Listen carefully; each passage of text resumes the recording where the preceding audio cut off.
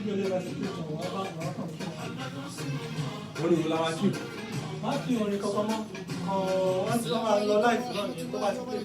Jàmá Mùsùlùmí Mùsùlùmá, ètò yìí ètò Madrasatul Fatih ní orí afẹ́fẹ́ báyìí Bẹ́ẹ̀ ni kò. ní Pọ́sùn ẹ̀fẹ̀ 103.9 ní gbogbo ọjọ́ Jímọ̀ ní déédéé aago mẹ́wàá títí di aago mẹ́wàá àbọ̀ látọ̀dọ̀ àwọn afá ńlá ńlá tí ẹ ti mọ̀ tẹ́lẹ̀ ń Ìwọ lè documentary. Salman Ibrahim àti afáwa Ridwanullahi Al-Nawawi níbi tí wọ́n ti máa sọ kí lọ́lọ́run wí lànàbì mi fún onígbọ̀wọ́ àbí ìpolówó ẹ̀kọ́ sórí nọ́mbà yìí 08142452170 Madrasatul Fatih. Tafaqahu fi ddin. Bismillah.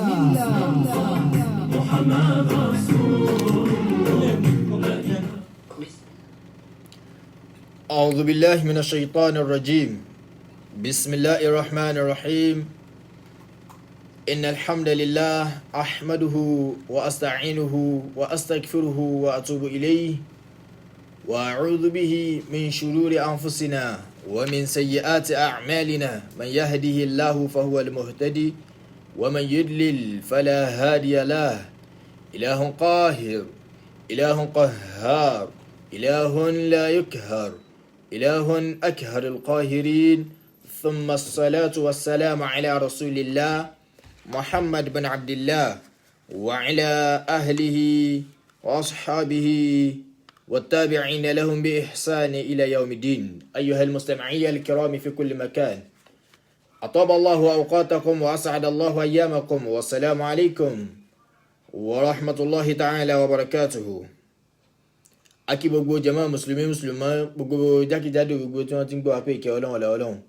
orí ajẹ́njẹ́ntẹ́ rẹ̀ kó máa bẹ́ẹ̀ nìkọ̀ọ̀kan wa. Èyí ni ètò yín ètò wa Madrasatul Fatih tí ń wá sí etí gbọ̀nyìn láti Kwasu FM látẹnu ọmọ ìyá yín Ibrahim Salman Ọláolú. Gbogbo àwọn olólùfẹ́ ètò wa yìí Ọlọ́run ṣàbà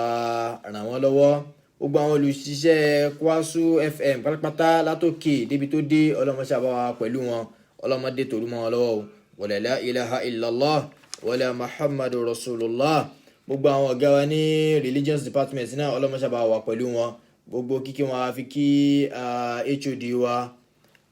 Sheikh Prof Abdulsamiri Arikewuyo Ọlọ́run ṣàbà wà pẹ̀lú wọn. wala la hawla wala quwwata illa billahi al-aliyyil azim. Gbogbo àwọn tán wò wá lórí Facebook live ojú tẹ́ fi ń wò wá Ọlọ́run jọ̀ọ́ fọ́. Gbogbo bí tẹ́ ti mú tẹ́ fi ń wò wá náà iná Ọlọ́run jọ̀ọ́ wọ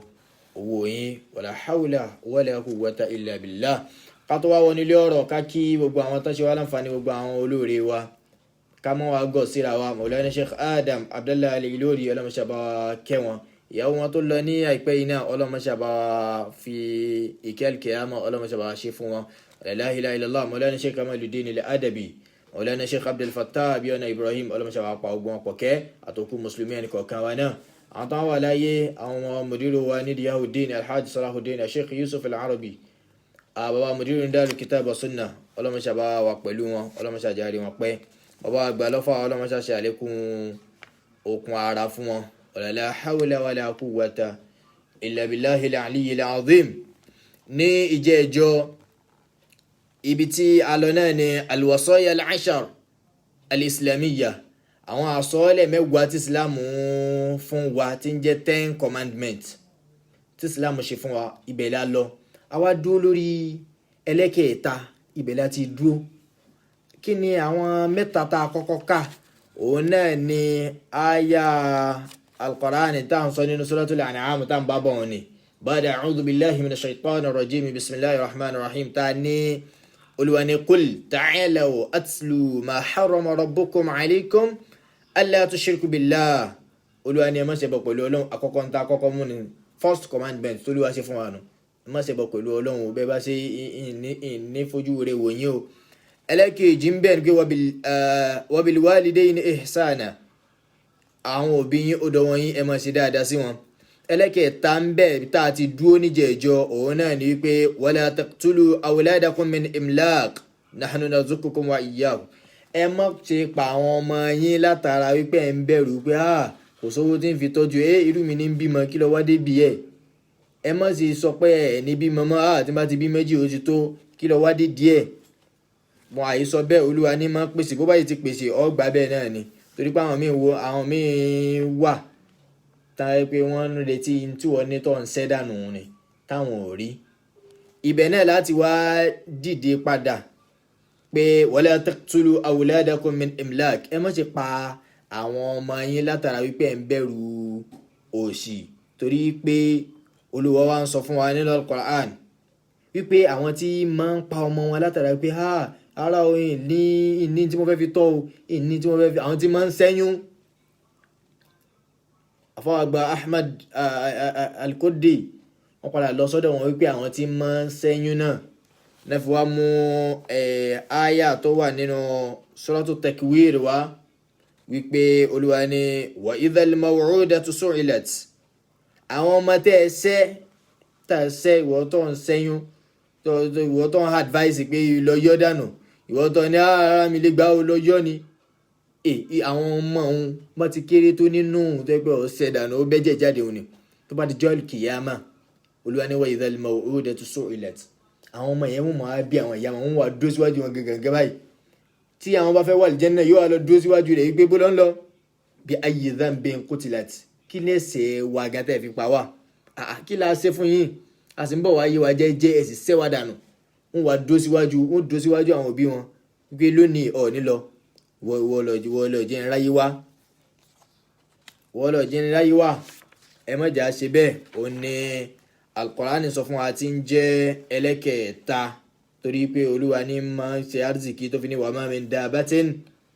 fil ardi illa ala Allahi rizquha, kò sí ẹ̀dá kan lórí ilẹ̀ ẹlẹ̀ àfi kó jẹ́ wípé jíjẹ mímu rẹ̀ ó ti wà lọ́rùn Ọlọ́run, Olúwa ó mọ̀ sí fún ọ. Tó bá wò pé àyín tó nílò ní ìkò tó, ó lè mọ́ tí ì tó, torí pé àsìkò rẹ̀ lè mọ́ tí ì tó náà tó fi gbádùn rẹ̀. Àmọ́ Olúwa ní ṣaláyè máa ṣe ẹ̀tọ́ rẹ̀ lé ọ lórí. Àsọlẹ̀ ẹlẹ́kẹ̀ẹ́rin ká ṣe pánkànkan, òun náà ni wípé Olúwa tún sọ nínú Suratul An'am tá ń bábọ̀ òun náà ni, ó ní wala taqrabul fawahisha ma zahara minha wa ma batan, ẹ má ṣe súnmọ́ wala taqrabul fawahisha, ẹ má ṣe súnmọ́ àwọn àwà àbàjẹ́ ma zahara minha, èyí tó ṣe tó fojú hàn tó ní mẹ́ni yìí ni ó yà wèrè gan, kò sí ní tí ò lè ṣe, ẹ̀mí èèyàn ò jọ lójú, èyí tó ń ṣe òun ní tá gbogbo ayé mọ̀ ọ́ mọ̀ pé ẹ lọ pé wá àwọn ló lè ṣe, òun ló lè dàrú, òun ló lè bá yín pa ma zahara minha, èyí tó ń ṣe tó fojú hàn. Àbí tá fẹ́ dá nǹkan rú, wọ́n fẹ́ yíwèé, wọ́n fẹ́ ṣe àwọn oríṣiríṣi jàǹbá ní ẹ lọ pé kíní kan wá, ọmọ ṣe dáadáa ó gùdù ní gbogbo nǹkan báwọn, èyí tó ṣe tó ń fojú hàn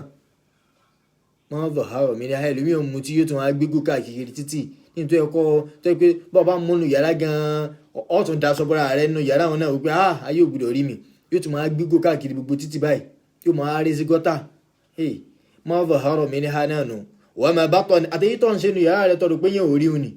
wọ́n pẹ̀lú aṣọ ní Suratul Mujadala, ó ní ma yakunu min najwa thalathatin illa huwa rabi'uhum, àwọn kan ò ní kóra wọn jọ ní mẹ́ta àfi kó jẹ́ pé Olúwa ló ṣe kẹrin wọn, wala khamsatin illa huwa sadisuhum,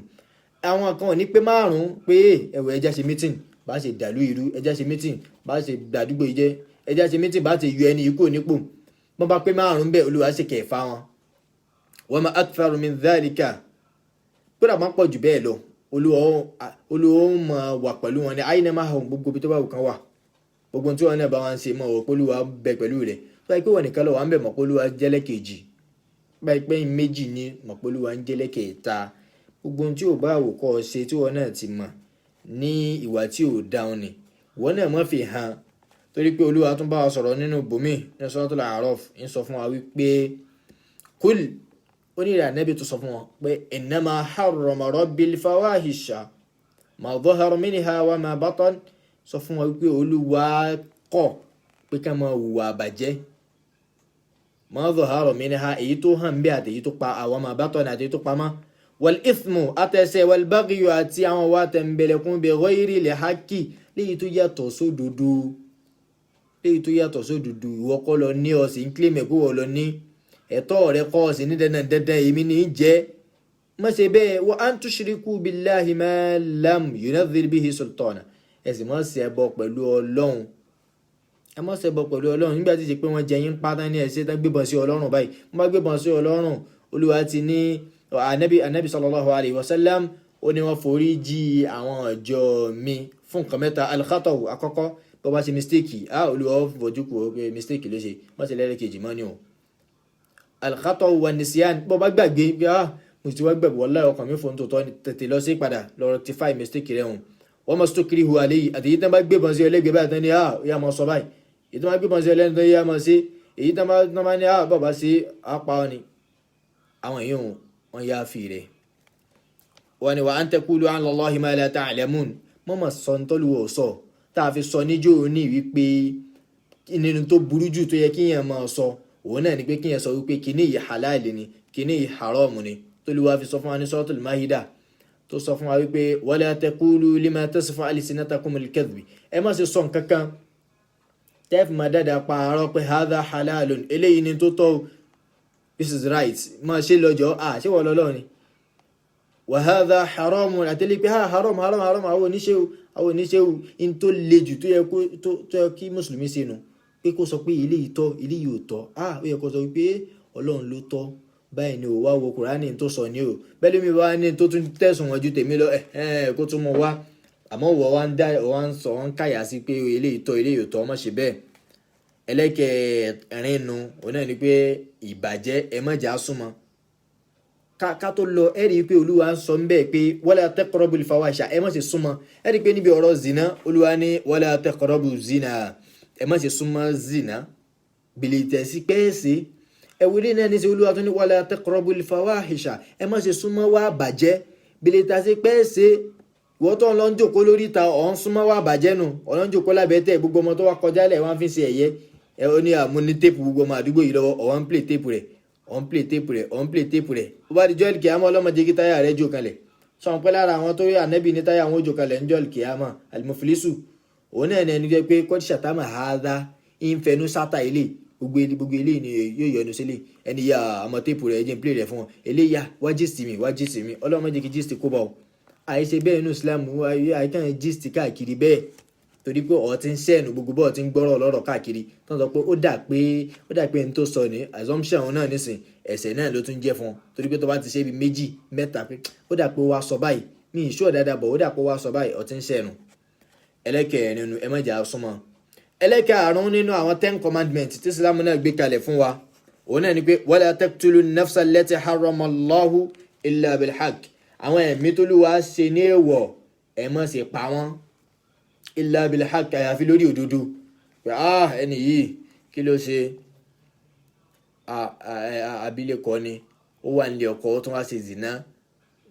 tí Islam ní alẹ́ ló kó pa òun ẹ wá gbé lọ ṣẹ̀ríà kọ́ọ̀tì ẹ̀jẹ̀ ń dájọ́ fún ẹni ní ó wá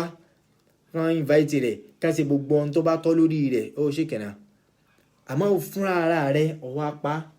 ọlẹ́ni yìí máa ń disturb rẹ̀ máa ń rí lójú oorun bó ṣe wà yìí ìní ẹ̀ bá ń kidnap rẹ̀ ní ń disturb mi kò jẹ́ ráyé gbé ẹ̀rẹ́lẹ́ pàdánù eléyìí ní sinmi ẹ̀rẹ́ tí má tún rí ẹ̀ lé mi I will shoot you down ọ̀sìn yín bá ẹni tí ó sì ń kankan fún ọ oríṣiríṣi bẹ́ẹ̀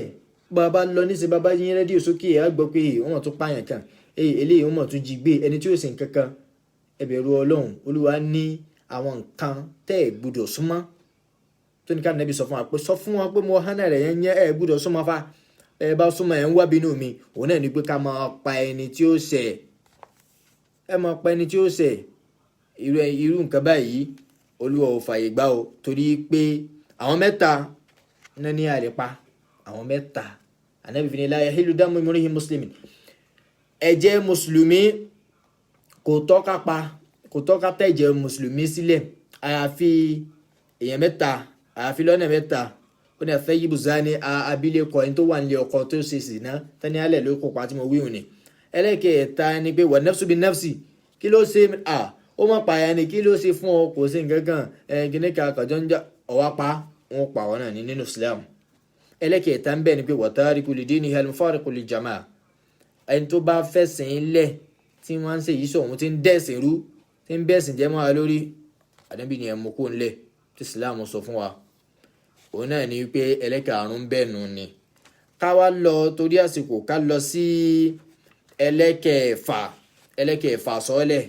tí Islam tó sọ fún wa ẹlẹ́kẹ̀ẹ́fà òun náà ni wípé ká mọ́ wa ká tó lọ síbi ẹlẹ́kẹ̀ẹ́fà látara wípé Islam ní ká má pa ẹni tí a bá ní ìwọlé rí rẹ̀. Kódà àwọn èèyàn bá wá ṣe ìbàjẹ́ náà tán ó tún wá jókòó lórí ní tó yẹ kí ọmọ rẹ̀ máa jẹ. Ẹ̀yin lẹ ṣèbàjẹ́ rẹ̀, ẹni yìí ó rí pé ẹ fẹ́ jọ lọ sípò ẹ wá pa. Ẹni yìí ó fẹ́ bọ́ yín bọ́ ọdún kankan, business partner mi ni yóò pín ojú mi lọ, ẹ já mú kó ńlẹ̀, ẹ wá mú kó ńlẹ̀ tán ẹ tún wá ẹni tó tún fi ilẹ̀ sẹ́yìn ẹ̀ tún dẹ̀yìn lẹ́yìn ẹ̀, àwọn ọmọ rẹ̀ ẹ̀ tún jó gbádùn. Ẹ fi mú àyà náà wá wípé wala taqrabu mala al-yatim, àwọn ọmọ òrukàn. Ara àwọn bàjẹ́ táyé tí Islam ní a máa ṣe náà nù. Àwọn ọmọ òrukàn ó ní ẹ má súnmọ́ owó wọn, owó ọmọ òrukàn illa billati hiya ahsan, àyàfi tó wáyé pé ẹ fi bá wọn ṣe dáadáa. Ìgbà kíníkà ẹ wò bísínẹ́sì yìí ẹja ṣe ẹja kówó yìí sí, bàbá yín fi 500,000 lẹ̀, ẹja ara share sínú bísínẹ́sì yìí ẹ kó 300,000 sí lóṣooṣù, kán mọ fún yín 13,000 náà ó tó yín jẹun ẹ̀yin méjì náà ni lóṣooṣù, kán mọ wá fún wọn bẹ́ẹ̀, kán mọ fún wọn bẹ́ẹ̀. Wọ́n ó rí i pé tó bá di bí ọdún 2, 3, 4 wọ́n ó ti gbà pé irú owó wọn òun ni wọ́n sì fi ń bá wọn ṣe bísínẹ́sì ni, kì í ṣe tìbàjẹ́. Bàbá wa bá wọn lò dáadáa bẹ́ẹ̀ Ìsìlámù fàyè gbà. Owó yìí á fi ṣe nǹkan kan ni ẹ̀ sì rere rẹ̀, ẹ̀yin náà máa wò ẹ máa wálẹ̀ kọ̀ọ̀kan ẹ rí i pé irú nǹkan tí ó dànù. Hatta yabluga ashudda, àmọ́ tán bá ti bàlágà, hatta yabluga ashudda wọ́n bá ti bàlágà ju èèyàn máa ń fún yàn lẹ́ran á tún sokùn rẹ̀ lẹ́ni, kì í ṣe wípé ó wà fún yàn lẹ́ran ó tún wá dì í mú. Ọlọ́run bá àwọn ọmọ òrukàn mójútó ẹrù wọn, wọ́n tún wá dàgbà tán náà wọ́n tún wá ní no ṣe bí mò ń bá yín mójútó láti ra Islam ò fàyè gbà yín. Sọ ti bá wọn mójútó láti ilẹ̀ náà, nígbà tán ti dàgbà wọn fi ilẹ̀ fún wọn jókòó ńlẹ̀ aláwo mọ́tìbúwọ̀ náà ní tiẹ̀. Islam ò fẹ́ ká mọ tara ẹni nìkan. Ẹlẹ́kẹ̀ẹ́fà ń bẹ nínú àwọn àsọ́lẹ̀ òun náà ni wípé wala taqrabu mala al-yatim tí ń wí lọ́wọ́ yìí. Wala taqrabu mala al-yatim, owó àwọn ọmọ òrukàn má súnmọ́ torí pé innama ya'kulu amwala al-yatama dhulman, ẹni tí ń bá ń jẹ owó ọmọ òrukàn ní tàbùsí innama ya'kulu fi butunihim nara, iná ní jẹ sínú rẹ̀ wa sayasla sa'ira, yóò wọnú náà sa'ir. Owó ọmọ òrukàn ó wá ń jẹ owó ọmọ òrukàn ó ní no máa fún yín létà mo sáré yá lónìí. Owó ọmọ òrukàn tẹ́ni ọkọ fún wọn ọyá kí ni lò, iná ló ń jẹ sínú rẹ̀ òní ọ jẹ́ ìyá rẹ̀ ọ kàbùkù rẹ̀. Torí pé láyé ìsìn gbogbo àwọn ọmọ tó bí wọn bá kú, tí bàbá rẹ̀ bá kú àbí tí ìyá rẹ̀ bá kú, ẹkún pé wọn ò rí bàbá àwọn nìkan kọ́ ní ń sun, ẹkún wípé bọ̀dá mi ti ń bẹ lẹ́gbẹ̀ẹ́ mi yóò hàn mí ní dẹ́ndé ìmọ̀, olórí ẹbí wa ń ti ń sọ wa tẹ́lẹ̀, yóò fẹ́ sú wa, wọ́n ó lé yàwá kó ń lé, wọ́n ó ṣe kíní kan. Ẹni tí nǹkan rẹ̀ kú ẹ̀wà ní dúkìá àwọn ọmọ òrukàn, ilé wọn ẹni kó ń bẹ, ilé bọ̀dá yín ni wọn náà bẹ́ẹ̀ náà kọ́ tí ẹ̀ kọ́ ọ̀hún. Bẹ́ẹ̀ sì ni tí yẹn bá ń ro olúwa náà máa pẹ̀lú yẹn ń bẹ̀. Àṣebó wọn lọ nílé bọ̀dá rẹ̀ lọ fẹ́ gbé wọn náà ní rí tí ẹ̀ kọ́, ilé bọ̀dá rẹ̀ wọn náà tún wá ní rí gbà. Torí bẹ́ẹ̀ ká ṣọ́ra wa ń bẹ́ẹ̀, ká ṣọ́ra wa ń bẹ́ẹ̀. Òun là Al-Qur'an fi sọ lára àwọn 10 commandments tá a gbúdọ̀ ṣe òun ló wà owó ọmọ òrukàn. Tó ń sọ wípé ogun bọ̀dá mi ò wá pín fún mi níbo ọ̀bẹ lọ́hùn kọ́ rí tiẹ̀ ni wà lè rí báwọn náà nígbà tó ti bí bọ̀dá rẹ̀ lọ gbójúlé ní rí ti bọ̀dá ọ̀tún ní rí. Ẹlẹ́kẹ̀ẹ́fà ń bẹ̀nu nínú tí Islam sọ fún wa tó ní ká má ṣe. Ẹlẹ́kẹ̀ẹ́jì ń bẹ̀ òun náà ni ó wá ní wa uful kayla wal mizana bil qist, òṣùwọ̀n ẹ máa pé la nukallifu nafsan illa us'aha. Nàìjíríà nísìn bọ̀ bá dọ́jà ó rí i pé àwọn tá a fi mọ́ wọn òṣùwọ̀n wọ́n ti gba lẹ́gbẹ̀ẹ́. Àwọn tí ń gbé wa wọ́n kàn ṣàdédé increase owó pé lónìí ráìsì 200 ní increase sí 300, ẹ kúkú rà ẹ má ṣe máa gbé kó àwọn èèyàn lọ́rùn yín tó ju agbára wọn lọ. Mọ́tò ní sá mọ́tò yìí 4,000 la máa ń wọ̀, yóò kàn ló di 4,500 ní àbó di 5,000, ó kú mọ̀ pọ̀ wọ̀ bọ́ọ̀sì wọ́n máa fẹsẹ̀ rìn lè kó ó mọ̀ pọ̀ ọ̀dí ń lọ bẹ́ẹ̀, yóò wá gbé ń tó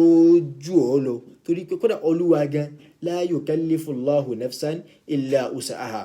ẹni tí ó bá ti ga ju ẹ̀mí ọmọ ẹ̀dá lọ kí olúwa yìí gbé kọ́yàn lọ́rùn. Bí wọ́n bá ní wọ́n fẹ́ burú ju olúwa lọ adípọ̀ ń wá parun nù. Ó ní wípé bí yẹn bá ní tó lúwo bá ti ṣe bí yẹn bá ní látara pé mi lágbára mi fẹ́ máa ṣe òun wá bínú nù.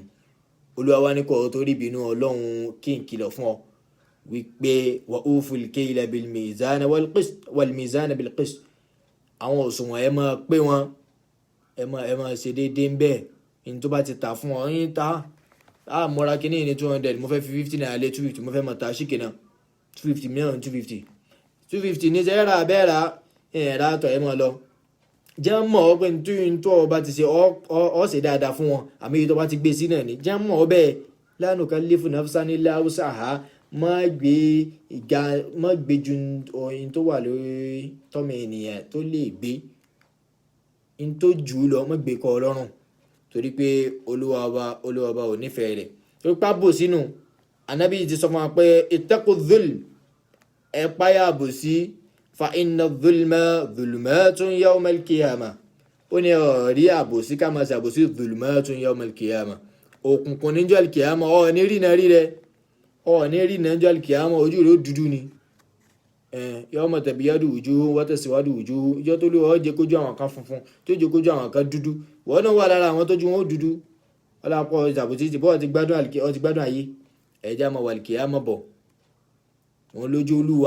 olúwa dìídì sọ sóra kan lẹ̀ tó lúwa ní wailun lil mutaffifin. Ìgbé kó máa bá wọn tí ń rajà tí ń tajà. Alladhina idha iktalu ala an-nasi yastawfun. Àwọn tó jẹ́ wípé nígbà tí wọ́n bá ń ra ọjà wọn wọ́n dúró gẹ́gẹ́ tí wọ́n ní wípé eléyìí ò pé ẹtún wọn mo rí tẹ ẹsọ ọba kan lẹ́ẹ̀kan yóò dúró tí wọ́n ní yóò pariwo wọn bá wàhálà lájà pọ̀ ọ lè sin nǹkan wọn fún wọn táyọ̀ kan bá bọ́lẹ̀ ọ mú padà. Wa idha kaluhum aw wazanuhum yukhsirun. Báwọn bá wá dọ́jà wọ́n ti lu pẹ́rẹ́gì ń kò. Báwọn bá dọ́jà owó wọn kọ́ fi kú ẹ̀mí iye tán gbé látọjà fún wa ni. Báwọn bá dọ́jà oríṣiríṣi nǹkan wọ́n mọ̀ sí fún ọ. Bọ̀bá lọ fẹ́ ra bí ike 10 wọ́n kàn ra yagolo kan kúrò ní wọ́n da agolo kan yìí náà ṣe ń bẹ́. Wọ́n yagolo 2 kó ń bẹ kúkú ní mọ̀ wọ́n. Ọ̀pọ̀ sórí ara rẹ̀ nù. Ọ̀sìn wà bínú ọlọ́run olúwa ní fẹ́ fìyà jẹ ọ́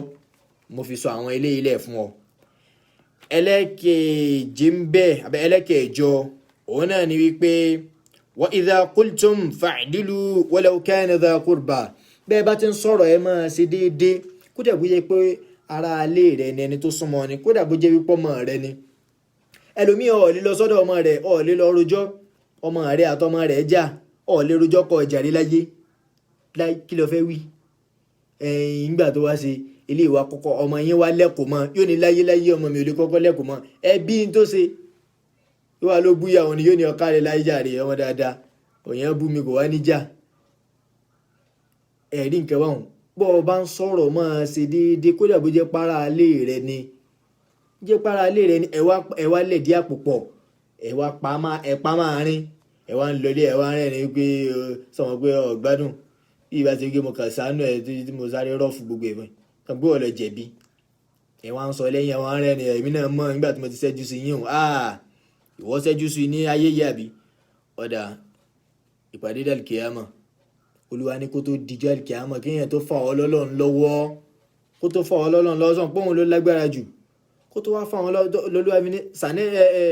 sànẹ́dìrún zabaniya bóda fáliyẹ́dì ó náà díyàwó ó bá dijọ́ àlùkìyàmọ̀ olúwa náà ní fáliyẹ́dì ó náà díyà pa àwọn ará ilé rẹ̀ pa àwọn èèyàn tó ní agbára tó ní gbogbo tó ní pè wọ́n ní káwọn rescue rẹ̀ sànẹ́dìrún zabaniya àwọn náà pa àwọn màláíkà tó mọ̀ yẹn náà tààrà ìbú ọlé yẹn lẹ́yìn wọ́n náà pè wọ́n wá kí mi náà pa àwọn màláíkà zabaniya kan wá fi ìyà jẹ ọ́ kó tó wá dijọ́ náà olúwa ni a sọ fún ọ wípé bọ́ọ̀ bá ń sọ̀rọ̀ máa ṣe déédéé o kódà bó jẹ́ pọ́mọ rẹ kódà kó jẹ́ pé ìyàwó rẹ bó jẹ́ wípé kínní wádìí ọ̀rọ̀ kọ́ mọ́ bá wà nínú ẹni tí ó máa kábàámọ̀ bó bá ti wádìí ọ̀rọ̀ ọ rí i pé gbogbo ọ̀rọ̀ náà yóò ní ìyànjú. Èyí tó wá ń jẹ́lẹ̀kẹ̀ ẹ̀sán bẹ́ẹ̀ òun náà ni wípé wa bi ahadillahi ufu àwọn àdéhùn t'Olúwa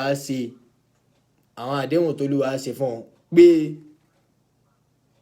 wọ́n tètè pé faltazim ta'atullah ìtẹ̀lé tọlọ́hun dún ní mọ́ sọ̀npọ̀ ti sọ nígbà tó ń bọ̀ wáyé pé ọ̀ ní sí nǹkan kan àyàfi tọlọ́hun. Al-Qur'ani náà ti ní òun ò dá wa fún nǹkan kan wáyé àfi ká máa sin òun. Gbogbo èyí tó ń ṣe tó fi ń rí jíjẹ ẹ̀mú ni látara pé kò lè rí nǹkan jẹ, kò lè rí nǹkan mu, kò rí nǹkan wọ̀ ni. Èyí tó wá jẹ́ sìn gangan bẹ́ẹ̀ ọ ti ń gbé sẹ́gbẹ̀ẹ́ àdéhùn Ọlọ́run, ọ ti ń yapa, ọ ti ń jàmbá àdéhùn ni o, má ṣe bẹ́ẹ̀ o. Àdéhùn Ọlọ́run tẹ́jọ ṣe ẹ múra kẹ́ ẹ pé, torí pé ńgbà tí wọ́n náà tún kírun ọtún ní ihdina siratal mustaqim, wọ́n ní iyyaka na'budu wa iyyaka nasta'in. Ìrẹ́ ní mọ̀ sìn, ọ̀dọ̀ rẹ̀ sì ní mọ̀ wánà lọ́wọ́ wá, sọ́dọ̀ pé ọtí ń wánà lọ́wọ́ lọ sọ́dọ̀ ẹlòmíì, pé àdéhùn rẹ̀ o. Ọtí ní Ọlọ́run lọ́ọ́ máa sìn, ọtí ń sin ẹlòmíì o, pé àdéhùn rẹ̀ o, wọ́n náà múra kọ́ pé àdéhùn rẹ̀ o. Èyí tí ń wá ń jẹ́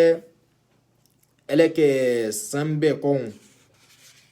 ẹlẹ́kẹ̀ẹ́sán bẹ́ẹ̀ a ti ka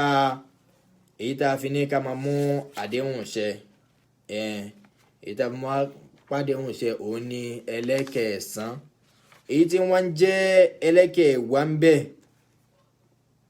èyí tí ń jẹ́ ẹlẹ́kẹ̀ẹ́wá ń bẹ̀ òun náà ni wípé ká tẹ̀lé ojú ọ̀nà tó tọ́. Ó ní wa anna hadha sirati mustaqiman, ọ̀nà mi yìí ni ọ̀nà tó tọ́ ni fattabi'uhu, ẹ tẹ̀lé tọ́nà tọ́lọ́n, wala tattabi'u subula, ẹ má tẹ̀lé ọ̀nà àánú, fatafarraqa bikum an sabilihi, kọ́mọ́ àyàpá, kẹ́mọ́ yapa ọ̀nà Ọlọ́run. Dhalikum wasaqum bihi la'allakum tattaqun. Eléyìí ni 10 commandments tí Islam lélẹ̀ fún wa, àsọ́ọ́lẹ̀ ní tí Olúwa ṣe fún wa tó ní ká Nábì máa kà fún wa pé ká máa so mọ́ la'allakum tattaqun, bóyá tí ilé páyọ̀ Ọlọ́run. Gbogbo ń ta wí tó wọ náà tó ń jẹ owó ọmọ òrukàn, wọ́n tó ń sẹ́yìn lórí bí ẹni tí ń fún wọn ni tó ń yọ dànù, àsọmọ pé ọmọ ó dòdì ọ, wọ́n tó ń ṣèwà bàjẹ́, èyí tó ń ṣe hàn àti èyí tó ń ṣe nu yàrá wọn ni, èyí tó ń ṣe hàn gan pé ẹ̀kọ́ ṣe ní pamọ́, kátó pé èyí tó ń ṣe ń pamọ́, gbogbo ẹ̀ ló yẹ kó mójútó kó má bàa rí ìbínú Ọlọ́run, torí pé Olúwa yìí fẹ́ fìyà jẹyàn kí ó kọ́kọ́ ṣe wọ́nì pé kò dùn mọ́ mi, kí ni mo fẹ́ fìyà rẹ ṣe, bí gbogbo ẹ̀ bá ti wá rí báyìí àfikọ́ Ọlọ́run kó foríjì wá, Ọlọ́run kó sáà foríjì ẹnì kọ̀ọ̀kan wa. Àwọn àsọ̀lẹ̀ mẹ́wàá wọn náà ni a ti kà yìí, pẹ̀lú ògo Ọlọ́run lọ́sẹ̀ tí ń bọ̀ a tún bọ́ sí àwọn àbòmíì ká tó wá bọ́ sọ́rọ̀ iléyá pẹ̀lú ògo lọ́dọ̀ Ọlọ́run. Iléyá tí ń bọ̀ yìí náà ọlọ́mọṣàjò bá wa dáadáa, gbogbo àwọn olùgbọ̀wọ́ wa ọlọ́mọṣàbá wà pẹ̀lú wọn. Grateful Soul ní Manchester ọlọ́mọṣàjẹ́ kí bùtíkì náà máa gbòòrò sí, wala la ilaha illallah wala muhammadu rasulullah. ní ma dúró sí títí di jọ́mẹ́jọ ìmìlẹ̀ ọmọ ya yín Ibrahim Salman Ọláolú, fún nígbọ̀wọ́ àbí polówó ẹ pè sórí 08142452170. subhanaka allahumma wa bihamdik wa ashhadu an la ilaha illa anta wastaghfiruka wa atubu ilayhi. Madrasatul Fathi, tafaqahu fi ddin.